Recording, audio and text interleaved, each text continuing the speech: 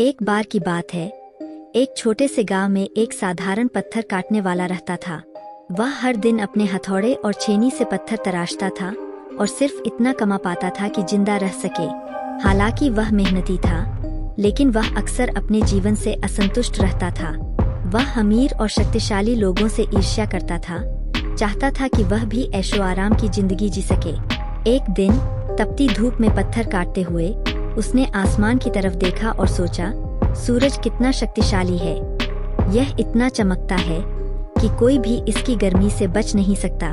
काश मैं भी सूरज बन पाता। उसे आश्चर्य हुआ कि उसकी इच्छा पूरी हो गई। वह सूरज बन गया, आसमान में चमकता हुआ, अपनी नई शक्ति का आनंद लेते हुए।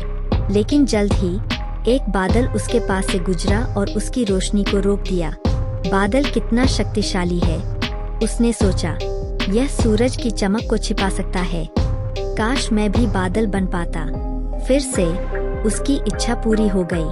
वह एक बादल बन गया जो आसमान में स्वतंत्र रूप से तैर रहा था। सूरज की किरणों को ढक रहा था और धरती पर बारिश ला रहा था। लेकिन कुछ ही देर में हवा तेज चलने लगी और बादल को दूर धकेलने लगी।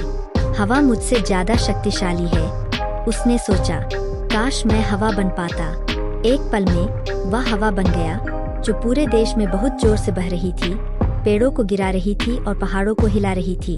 फिर भी जब वह एक गांव से गुजर रहा था तो उसे एक बड़ी चट्टान मिली जो उसकी शक्ति से अप्रभावित, दृढ़ थी। चट्टान मुझसे ज्यादा शक्तिशाली है, उसने महसूस किया। काश मैं एक चट्टान बन पाता। तुरंत वह एक विशाल पत्थर बन गया जो अडिग था और अपनी नई ताकत पर गर्व करता था। लेकिन जब वह वहां खड़ा था, अजय महसूस कर रहा था, तो उसे अचानक एक तेज दर्द महसूस हुआ। यह एक पत्थर काटने वाला था जो चट्टान को छोटे छोटे टुकड़ों में काटने के लिए उस पर हथौड़ा चला रहा था। तभी उसे समझ में आया कि चाहे वह कोई भी रूप धारण करे, हमेशा कुछ ज्यादा शक्तिशाली या ज्यादा शक्तिशाली होगा।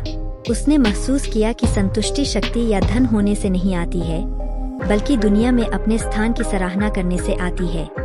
इस नई मिली हुई बुद्धि के साथ वह एक साधारण पत्थर काटने वाले के रूप में अपने मूल जीवन में वापस लौटना चाहता था। उसकी इच्छा पूरी हुई और उस दिन से वह खुशी से काम करता रहा, अपने जीवन के लिए आभारी था, यह जानते हुए कि असली ताकत भीतर से आती है।